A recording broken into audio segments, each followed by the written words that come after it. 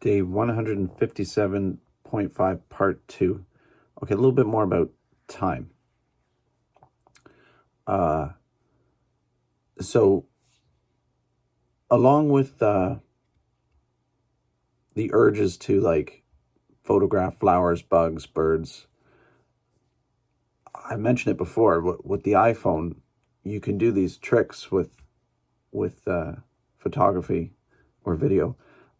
You can do video in real time.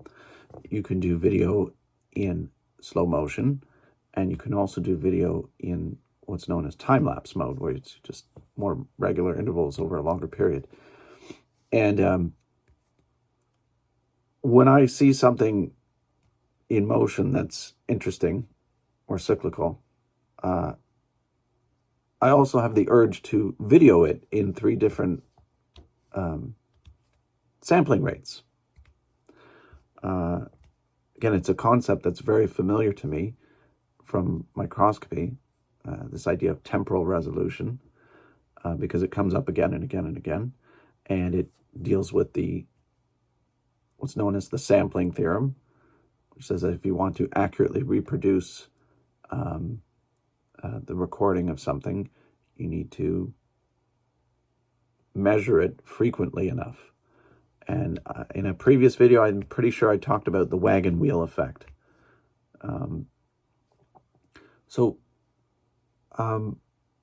I like playing this trick with time. I feel like I'm in control of it, I guess, when I can video something in 3 different time frames or 2. And it's fascinating to see things slowed down, or see the hidden detail that's there in something that moves fast when you slow it down, or to see something compressed when something that happens over a long period of time. So I did this time lapse of the pond water moving the other day, just the leaves and a duck floating by, and it was cool just to see something happening over a long period of time compressed into a few seconds. So yeah, I think I said it. I can explain the urge. It's me wanting to control my time, which I feel like I don't have.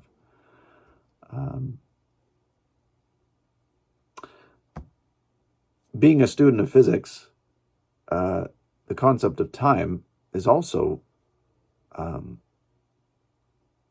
something that occurs again and again and again. So I learned all about this as a student, and this is not a new thing, but there was an article just from, this one's actually an old article, but it came up in my news feed. Interesting. And I'd seen some other articles recently that said there was an update on this. There's always articles about this. So, and it's a hot topic of study.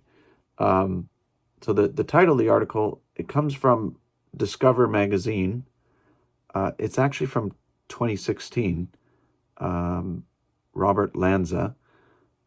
The title is The Arrow of Time. It's All in Our Heads. This is about the direction of time. So I have heard this before, but let me read through this as well. Have you ever wondered why we age and grow old? The movie, The Curious Case of Benjamin Button, it's a good movie with Brad Pitt. The character springs into being as an elderly man and ages in reverse. To the bafflement of scientists, the fundamental laws of physics have no preference for a direction in time, and work just as well for events going forward or going backward in time. Yet, in the real world, coffee cools and cars break down. No matter how many times you look in the mirror, you'll never see yourself grow younger. But if the laws of physics are symmetric with respect to time, then why do we experience reality with the arrow of time strictly directed from past to future? A new paper just published in Annalen de Physique, which published Albert Einstein's theories of special and general relativity. That's cool.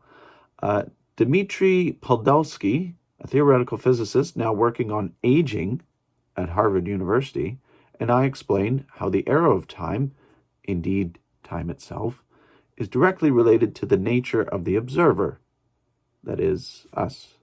Oh, this is starting to get all quantum mechanic-y on us. Our paper shows that time doesn't just exist out there, ticking away from past to future, but rather is an emergent property that depends on the observer's ability to perceive information about experienced events. Well, that fits very nicely with what we just read in the other article. The key to the nature of time is quantum gravity. During the last century, it became clear to physicists that the world of relativity, which deals with objects at large distances, and the world of quantum mechanics, which describes reality at small distances, are incompatible with each other. This is true. This is like the ultimate problem in physics, right? The problem of making them compatible, known in theoretical physics as the problem of quantum gravity. Now that makes sense to me. I hadn't heard that term, but that makes sense. Remains perhaps the largest unsolved mystery of science despite intensive efforts by some of the greatest minds of the century. Cracking the puzzle of quantum gravity requires us to go back to the foundations of quantum mechanics, which remains as puzzling to students and experienced scientists as it was to Einstein over half a century ago.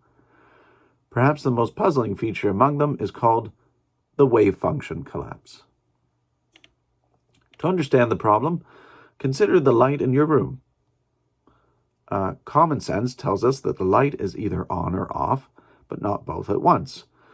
Yet, quantum mechanics allows such bizarre states called entangled, in which the lights have been neither turned on or off. Instead, they exist in a superposition of the two states, that is, both on and off. A few weeks ago, I read Quantum Entanglement for Babies.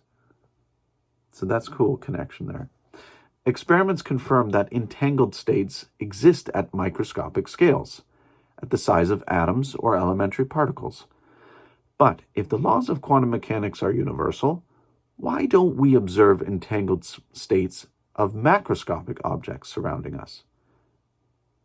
The famous Schrödinger's cat experiment suggests that even cats and people can exist in an entangled state, i.e., they can be both alive and dead at the same time.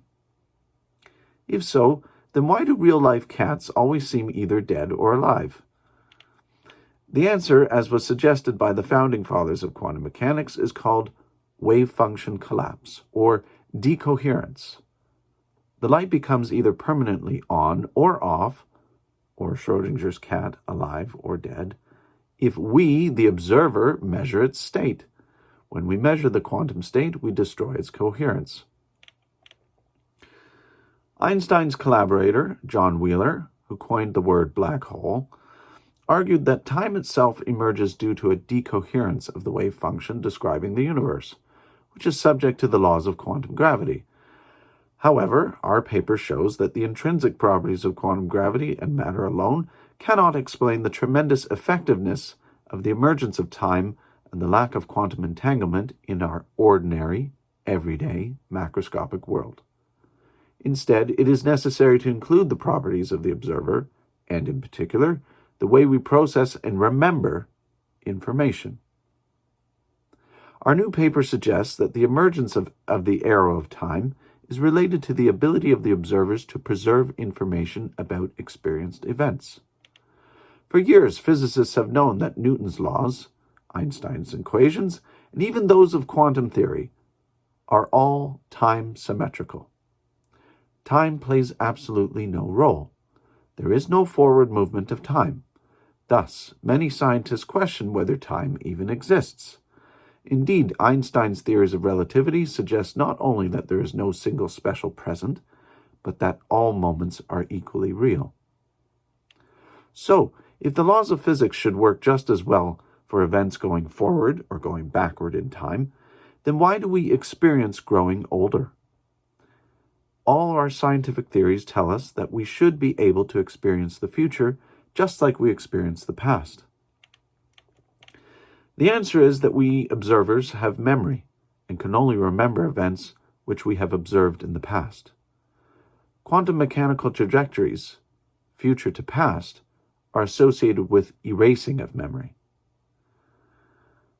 Since any process which decreases entropy, decline in order, leads to the decrease of entanglement between our memory and observed events.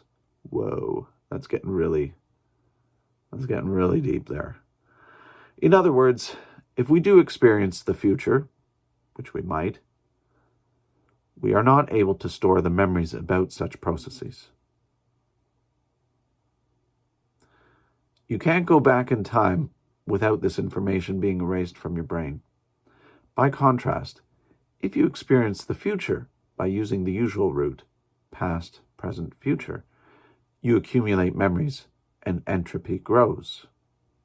Thus, a brainless observer, that is, an observer without the ability to store observed events, does not experience time or world in which we age.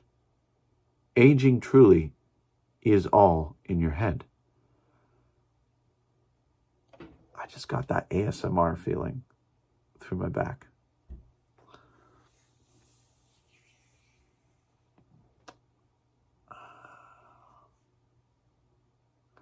You know, animals, not humans, but animals that I've often wondered if animals like cats and dogs and, I don't know, blue jays experience time differently than we do. Like I have this, I don't know why, I think I've heard other people say this, that animals only experience the present.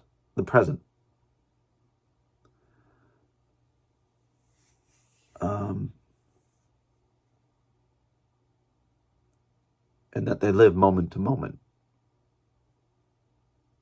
But maybe that's wrong. Maybe that's not true. I mean, certainly a dog can see me and remember me. But is it the same thing as, I should pull up those videos. You know what I love is those videos of soldiers that come home and then the dogs see them after a long time and the dogs go crazy, happy to see them. I don't think cats do that. Yeah. I wonder if animals live in this state that is like what Buddhist monks always say we should aspire to, right? To be fully in the moment. Do animals do that naturally?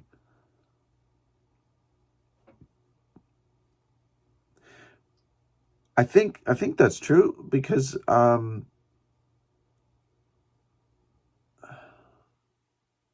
maybe not. I'd have to look that up. I'd be very curious to see what is the latest research on how other animals perceive time. I mean, that's this guy. I should look up his latest research too. Brings up one other memory, something I hadn't pulled up until I read the full article now. The movie Arrival with Amy Adams, and it's a Denis Villeneuve movie, who's also the director of Blade Runner 2049 and other movies that I really liked. What other movies has he done? He's done Prisoners. He's done Enemy. He's done, what's that other movie he did? Another Jake Gyllenhaal movie. Oh, well, that was Prisoners. Okay. Anyways, Arrival. The movie Arrival talks about it, the whole climax of the movie is about somebody breaking that sense of forward time in their mind and able to connect with memories from the future. So maybe I'll pull that up tomorrow. But as I close out this one, what I was thinking about today as I was reading about time was actually the movie Interstellar. And there's a very memorable scene from Interstellar, which if you haven't seen, don't watch the next part.